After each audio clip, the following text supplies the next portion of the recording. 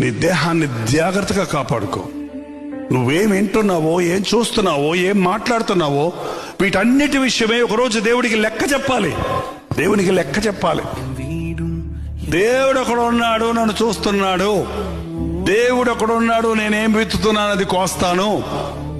దేవుడు అక్కడ ఉన్నాడు, ఆయనకి నేను లెక్క చెప్పాలి అనే దైవ భయం లేదు. దేవుని భయం మనం కలిగి ఉండాలి. దేవుని భయం అంటే నన్ను దేవుడు ఎంత ప్రేమించాడు, నేను ఇది చేస్తే నా దేవుడు బాధపడతాడేమో అనే భయం. ఏం భయం?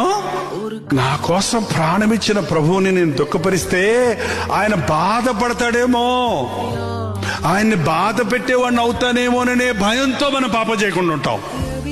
ఆయన బాధపడతాడు, బాధ పెట్టకూడదన్న భయంతో మనం సాతానికి చోటు ఇవ్వకుండా ఉంటాం.